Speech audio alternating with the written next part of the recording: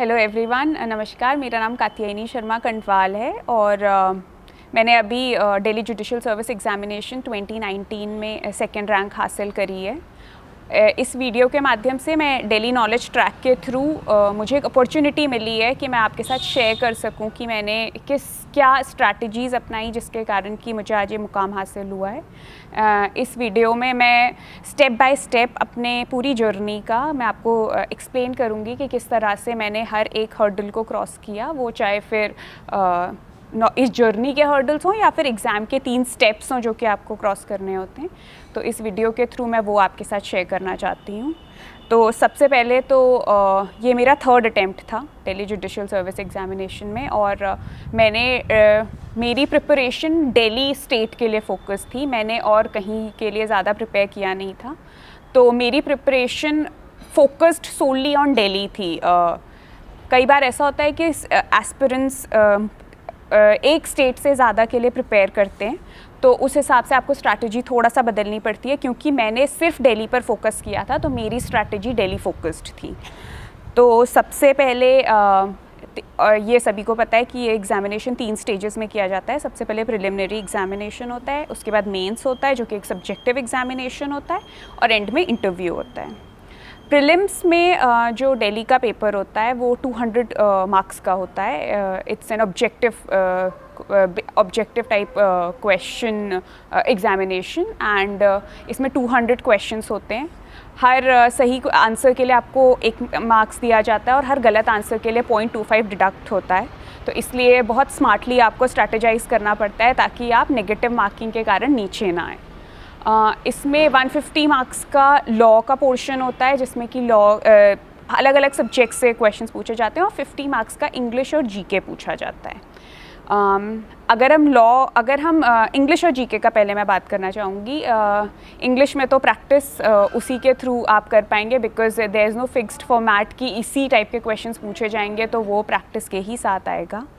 As far as the GK portion of the paper is concerned, Delhi specially वो focus करते हैं latest पर।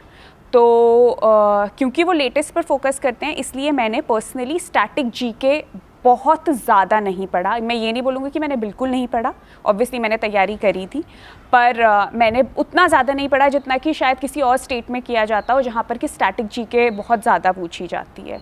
दिल्ली में जनरली जीके का पोर्शन करंट अफेयर से पूछा जाता है। तो मेरे हिसाब से अगर आप न्यूज़पेपर्स से अपडेटेड हैं, लेटेस्ट मैगज़ीन्स पढ़ रहे हैं जैसे कि प्रतियोगिता दर्पण और बाकी और सारी जो मैगज़ीन्स होती हैं, और अगर आप ये जो सारी वेबसाइट्स हैं जैसे live law, bar and bench, जो कि सारे के सारे लीगल जो डेवलपमेंट्स हो रहे हैं उनसे आपको अपडेटेड रखती हैं, अगर आप वो सब के साथ आप ऑन ट्रैक हैं एटलीस्ट 6 मंथ्स और an year before the exam is conducted. For example अगर जनवरी में एग्ज़ाम है तो पिछले साल के जनवरी से लेकर अभी तक एटलीस्ट आपको पूरा पता होना चाहिए कि क्या क्या लीगल डेवलपमेंट्स हुए हैं और क्या क्या सोसाइटल डेवलपमेंट्स हुए हैं ऑल ओवर द वर्ल्ड। तो अगर आप उनसे अपडेटेड हैं, मैक्सिमम पोर्शन आपका जीके का कवर हो जाएगा, और थोड़े बहुत स्टैटिक जीके के क्वेश्चंस वो आप किसी भी मैगज़ीन के या किसी भी बुक के थ्रू कर सकते हैं जो कि स्टैटिक जीके की हो। मैंने मनोरमा से थोड़ा बहुत पढ़ा था, और प्रतियोगिता दर्पण में चीज़ें बार बार आती रहती हैं। अगर कुछ भी लेटेस्ट डेवलपमेंट है तो वो पुराना भी एक्सप्लेन करते हैं, तो उसके कारण आपको पुराना भी आपका कॉन्सेप्ट्स आपके क्लियर होते जाते हैं। तो ये मेरा जीके का था। As far as the law portion is concerned, Delhi में प्रिलिमिनरी एग्जामिनेशन का पैटर्न पिछले 2 साल में थोड़ा सा बदल गया है। पहले बेयर एक्ट बेस्ड क्वेश्चंस थोड़ा ज़्यादा आते थे, तो उस समय पर क्योंकि मैंने 2017 का एग्ज़ाम भी दिया है जिसमें पुराना पैटर्न फॉलो किया गया था, तो उस समय पर बेयर एक्ट्स पर ज़्यादा फोकस होता था, जिसमें कि स्पेशली सेक्शंस अच्छे से पढ़ना, उनकी लैंग्वेज को अच्छे से ग्रास्प करना, वर्ड्स ना मिस करना, मैं उस पर फोकस करती थी। लास्ट 2 years में they have started focusing on latest case laws. तो जितने भी लेटेस्ट लीगल डेवलपमेंट्स हुए हैं उसमें भी आपको एकदम you have to be on the top of them. तो इसके लिए मैंने लाइव लॉ और बार एंड बेंच, इन दोनों के जो ऑनलाइन जो भी लीगल डेवलपमेंट्स आते रहते थे, मैं एक नोटबुक में सारा का सारा अपना नोट्स बनाती रहती थी। ये मैं रोज़ का रोज़ करती थी। और जो भी इम्पोर्टेंट अच्छा, इसमें जैसे आपके पास सब्जेक्ट्स की लिस्ट है, जैसे सीपीसी, सीआरपीसी, आईपीसी, एविडेंस, जो भी डेली अपने प्रिलिमिनरी एग्जामिनेशन में पूछता है, उसी के जो लीगल डेवलपमेंट्स हैं उनका आपको ट्रैक रखना है। आर्बिट्रेशन, स्पेसिफिक रिलीफ एक्ट, तो उनसे रिलेटेड जो भी डेवलपमेंट्स हो रहे हो उनका आप ट्रैक रखिए। एक नोटबुक लीजिए, उसमें रोज़ के रोज़ आप नोट्स बनाइए। रोज़ के रोज़ देखिए कोई ऐसा केस आया है क्या जिसने लॉ की पोजीशन को बदला है, या किसी चीज़ को क्लैरिफाई किया है, या सेक्शन को इंटरप्रेट किया है। तो अगर ऐसा कुछ भी है आप बस उसको एक जगह पर नोट कर and then just keep reading them again and again. ये मेरी स्ट्रैटेजी थी।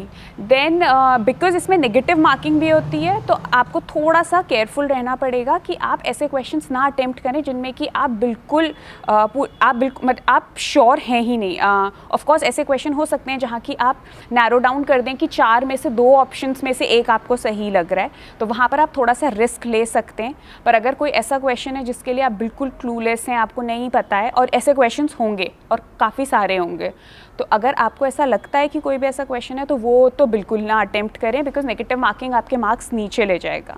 तो मेरे एक्सपीरियंस के हिसाब से प्रीलिम्स के लिए बैराक्स का थरो नॉलेज, आपका न्यूज़पेपर्स का reading every day, and latest magazines के साथ अपडेटेड रहना, live law, bar and bench जैसी वेबसाइट्स के थ्रू लीगल डेवलपमेंट से अपडेटेड रहना। आई थिंक ये 5-6 चीज़ें हैं जो कि would definitely help you in getting through the prelims examination.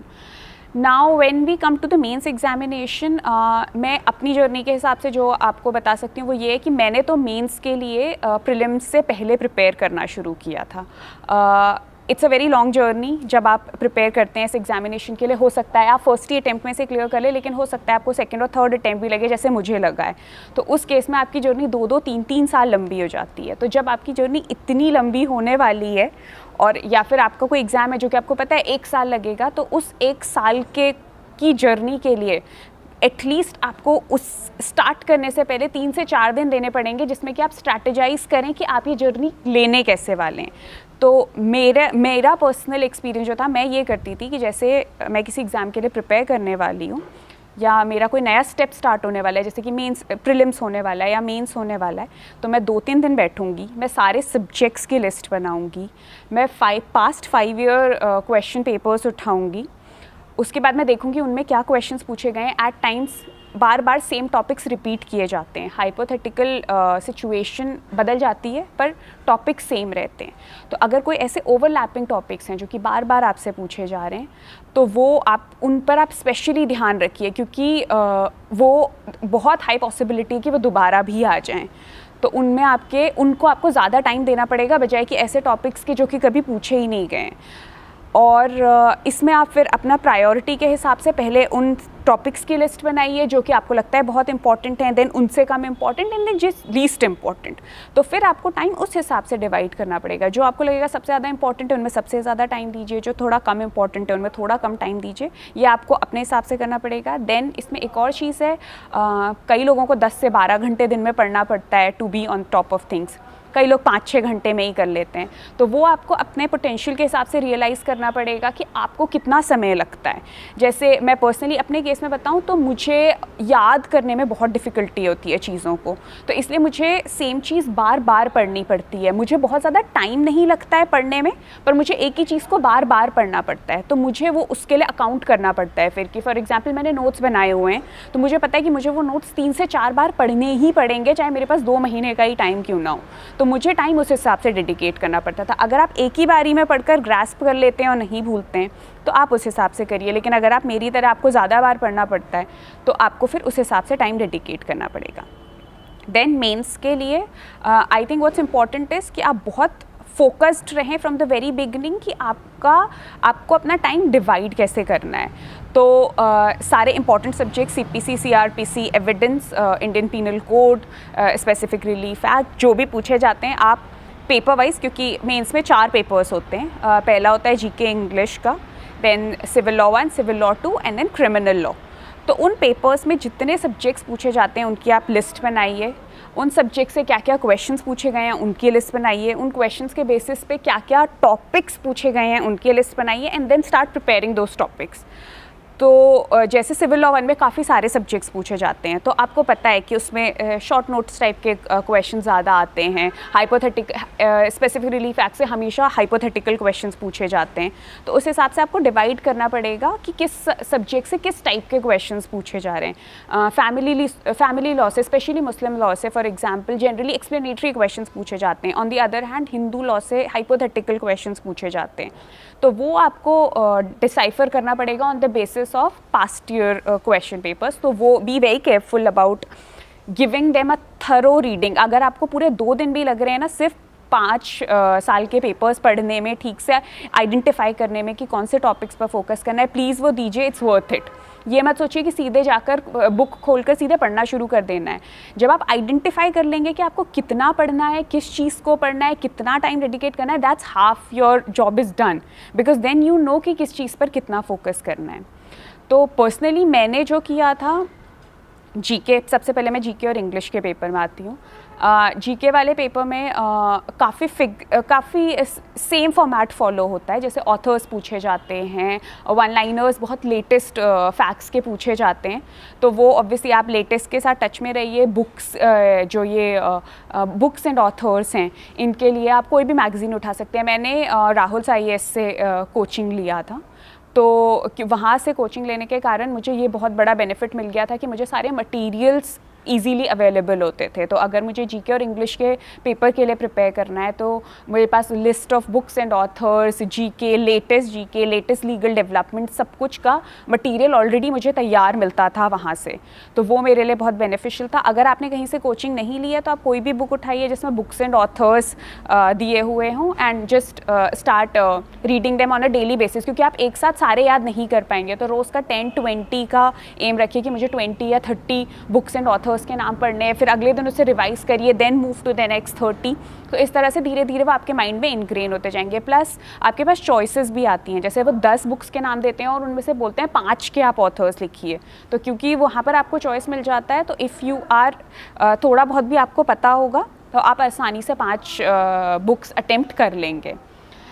Then उसमें जो इंग्लिश वाला पार्ट है वो थोड़ा सा डिफ़िकल्ट है, बिकॉज एक तो उसमें ट्रांसलेशन आता है। ट्रांसलेशन मेरे लिए personally English to Hindi translation was quite difficult for me, क्योंकि हिंदी के वर्ड्स आपको तुरंत याद नहीं आते हैं, बहुत कॉमन वर्ड्स भी आपको तुरंत याद नहीं आते हैं, तो मुझे उस चीज़ के लिए बहुत प्रैक्टिस करनी पड़ी थी। ट्रांसलेशन पर मैंने बहुत ज़्यादा फोकस किया था। हिंदी टू इंग्लिश वाला मेरे लिए आसान था करना, बिकॉज़ अगर आप इंग्लिश मीडियम से पढ़े हुए हैं तो इंग्लिश में लिखना आपके लिए आसान रहता है, वर्ड्स आपको तुरंत याद आ जाते हैं, पर उतनी डिफ़िकल्टी आपको उनको हिंदी में ट्रांसलेट करने में होती है। तो जहाँ पर इंग्लिश टू हिंदी का ट्रांसलेशंस की बात थी, वहाँ पर मैंने बहुत ज़्यादा मेहनत करी है। Almost 150 to 200 translations I must have done before my examination. तो वो क्योंकि मेरा वो वीक पॉइंट था, इसीलिए मैंने उस पर ज़्यादा फोकस किया। इसी तरह आपको भी आइडेंटिफाई करना पड़ेगा कि आपका क्या वीक पॉइंट है। हो सकता है आप ट्रांसलेशन में बहुत अच्छे हो, आपको दोनों English to Hindi and Hindi to English दोनों बहुत अच्छे से आता हो, लेकिन आपका एस्से पार्ट थोड़ा वीक है, तो आप एस्से पर फोकस करिए। It's basically about identifying what you are good at and what you are weak at. तो जैसे ही आप ये आइडेंटिफाई कर लेंगे, आपका आधा काम वहीं पर हो जाएगा। देन एस्से के लिए टॉपिक्स आप अगर आप पुराने भी पेपर्स उठाएंगे तो आप देखेंगे जनरली ऐसे टॉपिक्स पूछे जाते हैं जो कहीं ना कहीं लेटेस्ट में न्यूज़ में हैं। तो जब इस तरह की जो चीज़ें, वो मेरे हिसाब से अगर आप newspapers you are reading every day, newspaper apps आप डाउनलोड कर लीजिए। अगर कोई भी चीज़ न्यूज़ में होती है किसी भी समय पर, तो सारे के सारे न्यूज़पेपर्स उन पर एडिटोरियल्स छापते ही हैं, तो वो एडिटोरियल्स आप रोज़ पढ़िए। जब आपको अलग अलग पर्सपेक्टिव्स उन एडिटोरियल्स में मिलेंगे, तो ऑब्वियसली आपका जो एक डेटाबेस है वो इन्हांस होता रहेगा, और फिर किसी भी तरह का क्वेश्चन आपके सामने आएगा तो आप इजीली उसे अटेम्प्ट कर लेंगे। तो ये मेरा जीके इंग्लिश का पेपर था। देन लॉ के लिए क्योंकि मैंने राहुल IAS से कोचिंग ले रखी, मेरे पास नोट्स थे अपने, तो मैंने उन नोट्स को बहुत अच्छे से पढ़ा था। देन बेयर एक्ट पर भी मैंने उतना ही फोकस किया था अपनी मेंस की प्रिपरेशन में भी। हाँ, ये है कि दिल्ली आपको बेयर एक्ट्स प्रोवाइड करती है मेंस के एग्जामिनेशन पर। उनके पेपर्स इतने लेंदी होते हैं कि अगर आप अवॉइड कर सकते हैं बेयर एक्ट्स पर टाइम वेस्ट करना, तो वो आपको डेफिनेटली करना चाहिए, क्योंकि अगर आप हर क्वेश्चन में बेयर एक्ट खोल कर देखेंगे तो आपका हर क्वेश्चन में टाइम वेस्ट होएगा प्रोविजंस पढ़ने में। तो एटलीस्ट जो कुछ ऐसे टॉपिक्स हैं जो कि बहुत ज़्यादा पूछे गए हैं, बहुत ज़्यादा इम्पॉर्टेंट हैं, जिन पर आपने बहुत ज़्यादा फोकस किया है, उनमें आपके पास इतनी क्लैरिटी होनी चाहिए कि आपको वहाँ पर बेयर एक्ट खोलकर अपना टाइम ना वेस्ट करना पड़े। तो मेरी स्ट्रैटेजी ये रहती थी कि मैं नोट्स पढ़ती थी अपने, मैं बेयर एक्ट्स को साथ साथ में पढ़ती थी, और मैं बहुत ज़्यादा मॉक टेस्ट पेपर सॉल्व करती थी। एक्चुअली दिल्ली का पेपर बहुत लेंदी है, तो आपको बहुत ही, you have to be very careful in allotting time to each question. तो अगर 10 नंबर का क्वेश्चन है या 20 नंबर का क्वेश्चन है, you have to be very thorough from the very beginning of the paper कि आपको उसको टाइम कितना अलॉट करना है। आप सेम टाइम सारे क्वेश्चंस को नहीं अलॉट कर सकते, क्योंकि अगर आपके सामने 40 मार्क्स का क्वेश्चन है, you know you'll have to give it 30 minutes, लेकिन अगर आपके सामने 5 नंबर का या 10 नंबर का क्वेश्चन है, you can not a lot more than 6-7 minutes on that question. तो मेरा ये एम रहता था कि मैं जितने मार्क्स का क्वेश्चन है उससे एटलीस्ट 5-6 मिनट, मतलब 30 मार्क्स का क्वेश्चन है तो मैं 24 या 23 मिनट में उस क्वेश्चन को ख़त्म करने का अटेम्प्ट करती थी, because it's a 200 marks question and 3 hours give you 180 minutes, तो वो लगभग बराबर ही है। 180 मिनट में 200 मार्क्स का पेपर आपको अटेम्प्ट करना है, तो मेरा उस हिसाब से अप्रोच रहता था। देन क्योंकि डेली बहुत ही ज़्यादा कॉन्सेप्ट्स पर फोकस करता है, बहुत आपकी मेमोरी, अगर आपको बहुत सारी चीज़ें याद नहीं भी रहती हैं तो they don't focus on that thing, they focus on the fact whether your concepts are clear और नॉट। तो जब आप आंसर लिख रहे हैं, you have to be very accurate, very precise about what you want to convey. आप कहना क्या चाह रहे हैं अपने आंसर के थ्रू, वो बहुत ही क्लियरली आपके आंसर में दिखना चाहिए। तो मैंने पैटर्न फॉलो किया था अपनी आंसर राइटिंग में, अगर हाइपोथेटिकल क्वेश्चन मेरे सामने आता था तो मैं सबसे पहले शुरू की 3 लाइन में इश्यूज़ डिस्कस करती थी जो कि उस क्वेश्चन के माध्यम से मुझसे पूछा जा रहा है। देन मैं लॉ का पोजीशन डिस्कस करती थी कि क्या लीगल पॉइंट्स हैं जो कि मुझे लगता है कि इस पर्टिकुलर क्वेश्चन पर अप्लाई करेंगे। देन मैं अगले पैराग्राफ में जो फैक्ट्स मुझे दिए गए हैं उनको अप्रिशिएट करती थी on the basis of the law that I have mentioned in the second paragraph. And last में मैं अपना रीजनिंग देकर अपना जजमेंट, जो भी मुझे लगता था कि इसमें होना चाहिए, मैं वो दे देती थी।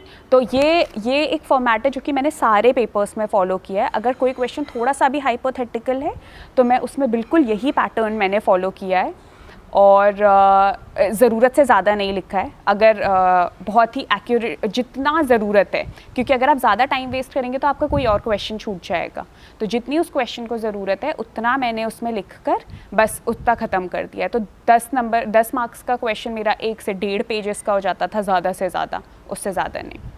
तो वो था आइडेंटिफाइंग कि कहाँ पर क्या चीज़ नेसेसरी है और क्या चीज़ अननेसेसरी है। That comes with practice. आप बार बार क्वेश्चन पेपर्स करते रहेंगे, आप बार बार हाइपोथेटिकल क्वेश्चंस पढ़ते रहेंगे, तो आपको समझ आने लगेगा कि इस चीज़ में इसमें मुझे ये वाला फैक्ट आइडेंटिफाई करना है कि ये हुआ है कि नहीं, तो मुझे केवल इन्हीं सेक्शन से स्टिक करना है, इनके बाहर नहीं जाना है। तो वो आप बार बार प्रैक्टिस करते रहेंगे तो वो आपको समझ आने लगेगा। So practice as much as possible with your mains का टेस्ट पेपर्स। इसमें भी मुझे मेरी कोचिंग से बहुत हेल्प मिली थी, क्योंकि वहाँ पर मॉक टेस्ट पेपर्स मुझे प्रोवाइड कर दिए जाते थे। वहाँ पर टेस्ट सीरीज़ होती थी जो कि मैं देने जाती थी, तो उनके कारण, क्योंकि वो टेस्ट सीरीज़ चेक होती थी और टीचर्स का मुझे फीडबैक मिलता था, तो मुझे काफ़ी हेल्प मिल जाती थी। अदरवाइज़ अगर आपके पास ऐसा नहीं है कि आप कोई कोचिंग नहीं जा पा रहे हैं, तो अगर आपका कोई सीनियर है या आप किसी को जानते हैं जो कि जुडिशल सर्विस में है, तो आप आंसर्स लिखकर अगर वो आपको हेल्प कर सकें एक बार आइडेंटिफाई करने में कि आप कहाँ पर थोड़े से गलत जा रहे हैं, तो वो करिए। या आपकी फैमिली में कोई है जो कि आपको लगता है कि पॉइंट आउट कर पाएगा कि आप क्या सही कर रहे हैं, क्या गलत कर रहे हैं, तो उनसे भी आप हेल्प ले सकते हैं। और जस्ट कीप प्रैक्टिसिंग। देन उसके बाद और दिल्ली के मेंस में एक और चीज़ जो कि मैं पॉइंट आउट करना चाहूँगी वो ये है कि अगर आप केस लॉस के नाम नहीं भी मेंशन करते हैं तो I don't think it would make a difference, क्योंकि it didn't make a difference to my marks. मैंने अपने 4 पेपर्स में, जो 3 लॉ के पेपर्स थे इनफैक्ट, उनमें मैक्सिमम 3 से 4 केस लॉस मेंशन किए होंगे। वो भी मैं हायर साइड में बोल रही, हो सकता है उससे भी कम किए हो, पर उनके लिए ये नहीं मैटर करता है कि आपको केसेस के नाम याद रहते हैं कि नहीं। ये नहीं मैटर करता कि आपकी मेमोरी कितनी शार्प है। अगर आपके कॉन्सेप्ट्स क्लियर हैं, अगर आप फैक्ट्स अप्रिशिएट कर पा रहे हैं, लॉ को ठीक से अप्लाई कर पा रहे हैं, they will appreciate that thing. तो अगर क्लैरिटी है आपके थॉट प्रोसेस में and that's visible in your answers, वो केवल उस चीज़ को अप्रिशिएट करेंगे. सो इवन इफ़ योर, अगर आप केस लॉस के नाम याद रख लेते हैं तो वो तो बहुत ही अच्छी चीज़ है, वो सोने पे सुहागा वाली बात हो गई कि आपने केस लॉ भी मेंशन कर लिया.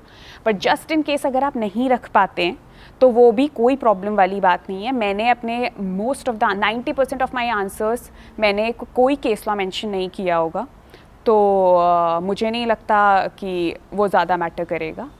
एंड एक और चीज़, अगर सपोज़ कोई क्वेश्चन है और आपने पेपर हो जाने के बाद आपको ऐसा लगता है कि आपने जो अपना डिसीजन दिया है वो अगेंस्ट है उसके जो कि कोर्ट ऑलरेडी होल्ड कर चुके हैं, तो इतनी कोई घबराने की बात नहीं है. अगर आप अलग डिसीजन भी देते हैं लेकिन आप उस डिसीजन को जस्टिफाई कर देते हैं तो भी वो ऐसा नहीं है कि वो आपके अगेंस्ट होल्ड करेंगे कि आपने उल्टा डिसीजन क्यों दिया.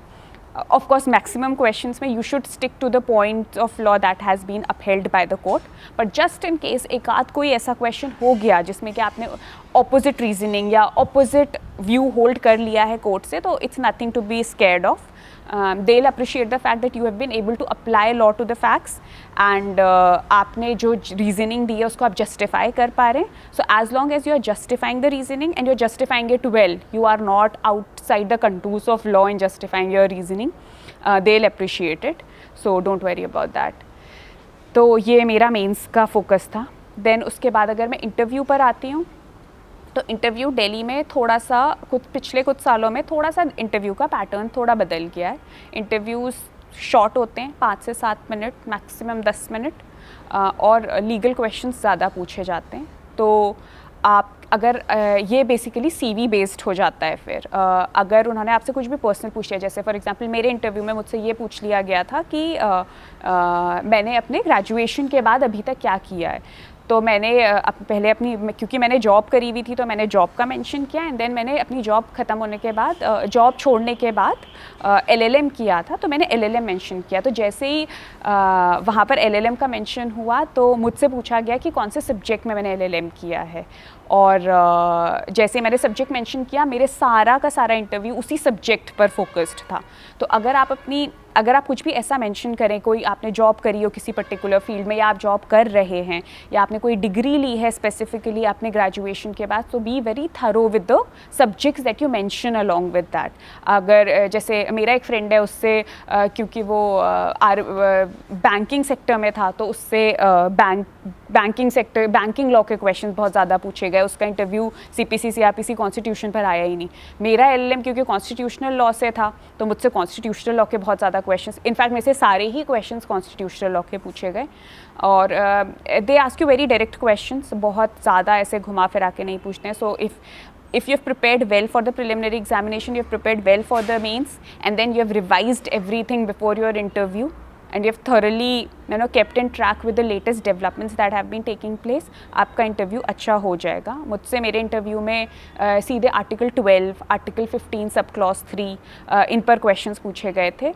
तो वो उस तरह के मुझसे क्वेश्चंस पूछे गए. और इंटरव्यू में आपसे पर्सनालिटी बेस्ड क्वेश्चंस, ऐसी भी पॉसिबिलिटी है कि हो सकता है आपसे पर्सनालिटी बेस्ड क्वेश्चंस पूछे जाएं, आपसे आपकी फैमिली से रिलेटेड क्वेश्चंस पूछे जाएं, आपने लॉ क्यों किया है, आप जुडिशल सर्विसेज में क्यों आना चाहते हैं. तो इन तरह के क्वेश्चंस के लिए आप पहले से थोड़ा सा प्रिपेयर्ड रहिए, थोड़ा सा आंसर प्रिपेयर कर लीजिए, थोड़ा सा सोच कर जाइए और वहाँ पर सच बोलिए. अगर आप सच बोलेंगे तो वो उनको आपके चेहरे पर दिखेगा कि आप सच बता रहे हैं.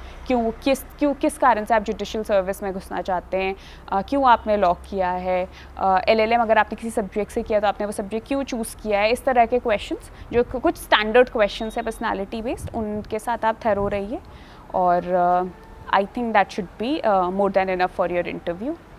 एंड उसके अलावा time management, as far as time management is concerned, तो हर स्टेज के लिए टाइम मैनेजमेंट अलग है. जैसे मेरे केस में मैंने मेंस के लिए पहले प्रिपेयर करना मैं शुरू करती हूँ. तो अगर मेरा एग्ज़ाम होने वाला है तो उसके 6 महीने पहले से मैं मेंस के लिए प्रिपेयर करना शुरू कर दूँगी. और प्रीलिम्स के लिए मैं हार्डली 2 महीने पहले डेडिकेटेडली प्रीलिम्स पे फोकस करना शुरू करती हूँ.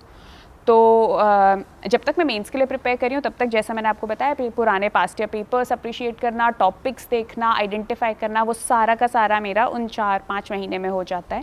Then once I start preparing for the preliminary examinations then मैं बेयर एक्ट पर फोकस करने लगती हूँ, लेटेस्ट लीगल डेवलपमेंट्स पर और मॉक टेस्ट पेपर्स. तो अगर आप किसी कोचिंग इंस्टीट्यूट को आपने ज्वाइन किया हुआ है तो आप उनसे मॉक टेस्ट पेपर्स ले सकते हैं, बुक्स खरीद सकते हैं मार्केट में, जुडिशियल सर्विस एग्जामिनेशन से रिलेटेड इतनी सारी बुक्स हैं. बुक्स लीजिए, उन पर प्रैक्टिस करिए, basically practice as much as possible, whether it's preliminary examination और इट्स मेंस. आप प्रैक्टिस करिए, जितने ज़्यादा मल्टीपल चॉइस क्वेश्चंस कर सकते हैं करिए, बिकॉज वहाँ पर अगर आप यूज्ड टू हैं फटाफट क्वेश्चन पढ़कर ऑप्शंस ये भी आइडेंटिफाई करना पड़ेगा आपको वो क्वेश्चन पढ़कर कि मुझे इस पर टाइम वेस्ट करना भी है कि नहीं. क्योंकि जैसे मैंने जब अपना प्रीलिम्स दिया था तो उसमें एटलीस्ट 30 से 40 क्वेश्चंस ऐसे थे जिनका मुझे क्लू ही नहीं था कि ये कहाँ से हैं. तो उन पर फिर मैंने केवल क्वेश्चन पढ़ा एंड आई न्यू कि मुझे नहीं आता है, तो I just left that question. तो वो आइडेंटिफाई करिए और ये सब मॉक टेस्ट पेपर्स के थ्रू आपको बहुत अच्छे से आ जाएगा. बिकॉज जब आप टेस्ट पेपर्स देंगे वहाँ पर भी आपको सर्टेन क्वेश्चंस ऐसे मिलेंगे जो इनके बारे में आपको 100% पता होगा, लेकिन कुछ ऐसे भी होंगे जिनके लिए आप क्लूलेस होंगे. तो वो क्विकली थिंकिंग कि ये whether it falls in this category और this, it comes with practice. So just keep practising those papers. तो मेरी स्ट्रैटेजी यही होती थी. जैसे जब आप मेंस के लिए, जैसे मैं क्योंकि मेंस से शुरू करती थी, तो जब मैं मेंस के लिए प्रिपेयर कर रही हूँ उस समय पर मैं नोट्स भी पढ़ूंगी, मैं बेयर एक्ट भी पढ़ूंगी. तो क्योंकि मैं वो सब पढ़ रही हूँ तो मेरी ऑटोमेटिकली प्रीलिम्स के लिए भी प्रिपरेशन हो रही है. लेकिन डेडिकेटेडली मल्टीपल चॉइस क्वेश्चंस करना और ये सब मैं 2-2.5 महीने पहले ही शुरू करती थी. और तब तक मेरे most of the concepts were clear because I was preparing for the mains. और न्यूज़पेपर्स और live law, bar and bench ये आपको डेली बेसिस पर करना पड़ेगा, ये आप एंड के लिए इकट्ठा करके नहीं रख सकते. तो वो आपको अपने रूटीन का एक पार्ट बनाना पड़ेगा कि मुझे 1 घंटा तो अपना न्यूज़पेपर पढ़ना है, 1 घंटा मुझे देखना है कि कोई आज ऐसा लेटेस्ट डेवलपमेंट तो नहीं हुआ है जो कि मुझे कहीं पर नोट करना चाहिए. तो वो अगर आप अपनी प्रैक्टिस में ले आएंगे, half your preparation for the prelims is done. So that's how I did it. Apart from that, just keep a focused vision towards your goal. आप बहुत ज़्यादा, आपकी फैमिली आपको सपोर्ट करेगी. आप खुद को कभी कभी आपको ऐसा भी लगेगा कि बहुत ज़्यादा ओवरवेलमिंग हो रहा है. उस समय पर look out for your support system. मेरे लिए मेरे हस्बैंड, मेरे इन लॉज, मेरी फैमिली, सब कुछ एक सपोर्ट सिस्टम की तरह थी. तो जब भी मुझे बहुत ज़्यादा ओवरवेलमिंग कुछ भी लगता था तो मैं हमेशा उन पर लीन करती थी सपोर्ट के लिए. तो have your support system because अगर आप पहले अटेम्प्ट में निकाल लें तो बहुत अच्छा है, लेकिन अगर आप नहीं निकाल पाए तो आपकी जर्नी थोड़ी लंबी हो जाएगी. और इस लंबी जर्नी के लिए आपको कहीं ना कहीं आपको चाहिए होगा कि कोई हो जो आपको पकड़ कर रखे. तो उस टाइम पर फैमिली का सपोर्ट काफ़ी इंपॉर्टेंट हो जाता है. तो वो करिए and just believe in your self. अगर आपका पहली बारी में नहीं भी हो रहा है दैट डजंट मीन कि आपका नहीं हो सकता है. सो just keep believing in your self, strategise well. अपना फोकस्ड रखिए माइंड को कि मुझे इस तरह से प्रिपेयर करना है, मुझे इतना टाइम इस सब्जेक्ट को देना है, इतना टाइम इस सब्जेक्ट को देना है. मुझे आज अगर मेरा एग्ज़ाम 1 महीने बाद है मेंस का, तो मुझे आज 2 टेस्ट पेपर्स अटैम्प्ट करने हैं, कल मुझे 2 टेस्ट पेपर्स फिर से अटैम्प्ट करने हैं, मुझे वो चेक करवाने हैं, मुझे रिव्यू लेना है. वो हर चीज़ आपके दिमाग में क्लियर होनी चाहिए कि आपको कैसे करना है. तो बस मैं यही कहना चाहूँगी. और मैं दिल्ली नॉलेज ट्रैक को थैंक यू बोलना चाहूँगी कि उन्होंने मुझे ये अपॉर्चुनिटी दी है कि मैं आपके साथ शेयर कर सकी कि मैंने क्या क्या चीज़ें फॉलो करी थी यहाँ तक पहुँचने के लिए.